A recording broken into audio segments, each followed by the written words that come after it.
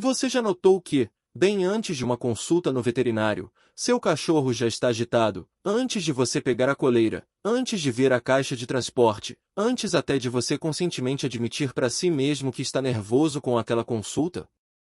A explicação mais comum é que ele reconhece sua postura, seu tom de voz, talvez até a rota que o carro está fazendo. Faz sentido, e em parte é verdade. Só que essa explicação está incompleta, e a parte que falta é bem mais estranha do que observar linguagem corporal. O que a ciência descobriu nos últimos anos é mais direto e, ao mesmo tempo, mais estranho. Seu cachorro não está só observando você.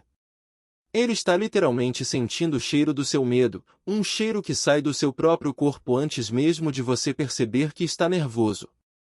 Em 2018, o neurobiólogo Biagio De Aniello, da Universidade de Nápoles Federico II, na Itália, conduziu um experimento simples de descrever e revelador de assistir. Voluntários assistiram a vídeos de 25 minutos desenhados para provocar duas emoções bem diferentes, medo, em um grupo, e felicidade, em outro. Durante a exposição, os pesquisadores coletaram o suor desses voluntários em compressas, seladas e congeladas na hora, para preservar exatamente os compostos químicos liberados naquele estado emocional específico. Depois, essas amostras foram levadas para o laboratório de comportamento animal em Nápoles e apresentadas, uma de cada vez, a cães que nunca tinham cheirado aquelas pessoas antes. O resultado foi consistente. Quando o cheiro vinha de alguém que tinha acabado de sentir medo, os cães mostravam mais comportamento de busca por proximidade com o próprio dono, a frequência cardíaca dos cães subia, e eles ficavam visivelmente mais estressados, menos dispostos a interagir com estranhos na sala. Quando o cheiro vinha de alguém que tinha acabado de sentir felicidade, o comportamento virava o oposto, mais exploração do ambiente, menos dependência do dono, mais disposição para se aproximar de pessoas novas. E tem uma camada a mais nesse estudo que poucas pessoas conhecem. Filhotes entre 3 e 6 meses de idade já reagiam ao cheiro do medo exatamente como os adultos, ficavam mais grudados no dono, mais tensos. Mas só os cães adultos reagiam ao cheiro da felicidade com aquele comportamento mais solto e exploratório. Os filhotes, não. Isso sugere algo específico. Reconhecer o cheiro do medo pode ser algo com que o cão já nasce, uma resposta praticamente automática, útil para a sobrevivência. Já reconhecer o cheiro da felicidade parece ser algo que o cão aprende com a experiência, ao longo da convivência. Só que sentir o cheiro do medo ainda é uma frase vaga. Cheiro de quê, exatamente? O suor humano, quando você está estressado, muda de composição química, não é só suor, é suor com uma mistura diferente de compostos ligados a hormônios como cortisol e adrenalina. Só que ninguém, nem os próprios pesquisadores, sabe ainda dizer com precisão qual é exatamente o composto que o cão está detectando. O que se sabe é que ele existe, e que o nariz do cachorro consegue separar essa mistura da mistura equivalente numa pessoa calma. E esse não é um efeito só de curto prazo, de um momento específico de susto. Uma equipe da Universidade de Linköping, na Suécia, liderada pela pesquisadora Ann-Sofie Sundman, mediu o cortisol acumulado no pelo de 25 Border Collies e 33 Spitz da Islândia, junto com o cortisol das próprias donas, em duas épocas diferentes do ano. Cortisol no pelo não mostra um susto pontual, ele mostra uma média de meses de estresse acumulado, porque o pelo cresce devagar e vai registrando o hormônio ao longo do tempo, como um anel de árvore guarda o histórico do clima. O resultado, os níveis de cortisol de longo prazo do cachorro e da dona estavam sincronizados. Dona com cortisol crônico alto, cachorro com cortisol crônico alto. Dona com cortisol baixo, cachorro também.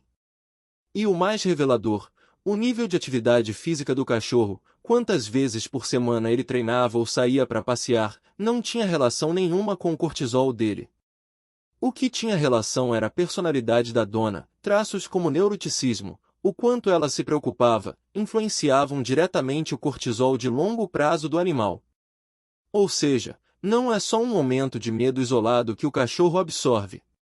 É o seu padrão de vida inteiro, mês após mês. Para descobrir o quão preciso esse faro consegue ser em cima de um susto específico, E não de meses acumulados, uma equipe liderada pela pesquisadora Clara Wilson, da King's University Belfast, foi ainda mais longe, em 2022. Ao invés de comparar medo com felicidade, o experimento dela comparou uma pessoa calma com a mesma pessoa momentos depois de passar por uma tarefa de matemática difícil o suficiente para gerar estresse mensurável, confirmado não só pelo que a pessoa dizia sentir, mas por pressão arterial e frequência cardíaca reais, medidas com equipamento de verdade. 4 cães participaram do treinamento: Treu, Fingal, Soto e Vinny. 36 pessoas diferentes forneceram amostras de suor e de respiração, antes e depois da tarefa estressante. E os 4 cães precisavam identificar, entre as amostras, qual vinha do momento de estresse, mesmo sem nunca terem cheirado aquela pessoa específica antes. O resultado, acurácia combinada de 93,75%. Individualmente, os cães variaram entre 90% e quase 97% de acerto. Repare no que isso significa: não é uma pessoa específica que os cães aprenderam a reconhecer. É o próprio estado de estresse, generalizado, detectável em pessoas completamente diferentes entre si, só pelo cheiro da respiração e do suor. Para entender por que esse nível de precisão é possível, vale olhar para o equipamento biológico que o cachorro tem e você não tem. Um cão comum tem até 300 milhões de receptores olfativos. Um ser humano tem, em média, 6 milhões. A diferença não é só de quantidade. Pesquisadores estimam que a sensibilidade olfativa de um cachorro pode ser de 10.000 a 100.000 vezes maior que a nossa, dependendo do composto sendo detectado. E além do nariz normal, o cachorro tem uma estrutura extra, o órgão vomeronasal, também chamado de órgão de Jacobson, especializado em captar sinais químicos que nem chegam a ser processados conscientemente pelo resto do cérebro do jeito que um cheiro comum seria. É quase um segundo sistema sensorial, rodando em paralelo, dedicado a esse tipo de sinal químico sutil. Então, da próxima vez que seu cachorro parecer ler sua mente antes de uma situação tensa, o que provavelmente está acontecendo é mais impressionante do que leitura de mente, é química, saindo do seu próprio corpo, sendo processada por um sistema sensorial várias ordens de grandeza mais sensível que o seu. Se isso mudou o jeito que você olha para o seu próprio cachorro, comenta aqui embaixo. Seu cachorro fica mais grudado em você quando você está nervoso? Conta um exemplo real que já aconteceu com vocês dois. Só que aqui é onde a maioria das pessoas erra o alvo. Existe a ideia de que cachorro sente até câncer, como se fosse um dom místico e absoluto. Não é bem assim. Cães de detecção médica são treinados, de forma bastante específica, e depois de meses de condicionamento, para reconhecer os compostos químicos que certos tipos de câncer, de mama, cervical, coloretal, de pulmão, de próstata, entre outros, liberam na respiração, no suor ou na urina. Funciona, e os números documentados chegam a impressionar. Depois de 8 semanas de treino, Beagles conseguiram distinguir amostras de sangue de pacientes com câncer de pulmão maligno de amostras de pessoas saudáveis com 97% de acerto. Em outro estudo, um cão treinado especificamente para reconhecer câncer de mama pela urina acertou 100% das 20 amostras de participantes testadas. Só que isso não é instantâneo nem automático como farejar medo, exige treino estruturado, meses de repetição e reforço. E mesmo com números desse tamanho, os cães são tratados como uma ferramenta complementar aos exames médicos, nunca como substituto. A acurácia varia bastante de estudo para estudo, dependendo do tipo de amostra e do tempo de treino de cada cão. O mesmo princípio, mas outro alvo, é usado com diabéticos. Cães treinados conseguem identificar o cheiro específico de um episódio de hipoglicemia, açúcar no sangue perigosamente baixo, antes mesmo que a pessoa perceba os sintomas, e alertam avisando o dono a agir, dando tempo para comer algo doce ou tomar a medicação certa antes que a situação vire uma emergência médica real. E existe ainda um terceiro caso, mais raro e mais difícil de explicar. Alguns cães conseguem perceber, sem nenhum treino formal, que uma convulsão está prestes a acontecer, minutos antes do episódio, o suficiente para alertar a família, para deitar ao lado da pessoa e evitar uma queda, ou para ativar um sistema de alarme já preparado para essa situação. Ninguém sabe reproduzir esse treinamento de forma confiável em outros cães. Parece que só alguns indivíduos, naturalmente, têm essa sensibilidade específica. E a ciência ainda não entende exatamente qual sinal químico eles estão captando antes da crise nem por que só alguns cães conseguem. Vale reforçar 3 mitos que costumam se misturar com esses fatos reais. Primeiro, não é que qualquer cachorro, sem treino nenhum, consegue detectar câncer ou diabetes só de instinto. A detecção médica formal exige meses de condicionamento estruturado, é habilidade treinada, não dom espontâneo. Segundo, não é que todo cachorro reage do mesmo jeito ao seu estresse. Filhotes muito jovens, cães idosos, e até a raça e a experiência de vida de cada animal mudam a intensidade da resposta. Então comparar o comportamento do seu cachorro com o de outro cachorro qualquer não faz muito sentido. E terceiro, não é só adrenalina, isolada, que o cachorro detecta, é uma mistura complexa de compostos que muda com cada tipo de estresse. E a ciência ainda está mapeando exatamente quais moléculas fazem parte dessa mistura em cada situação. Voltando para a pergunta inicial, para que serve, na prática, saber que seu cachorro cheira seu medo?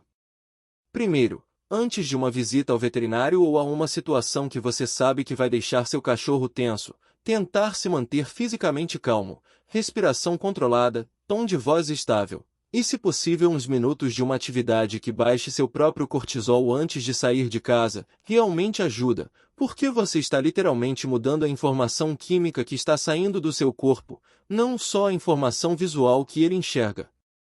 Segundo, se seu cachorro fica estranhamente grudado em você em um dia aparentemente normal, sem nenhum motivo visível, vale parar e considerar se você está carregando um estresse que nem tinha percebido conscientemente, talvez um prazo de trabalho. Uma preocupação que você meio que empurrou para debaixo do tapete, porque o cachorro pode estar reagindo a algo real antes de você mesmo se dar conta.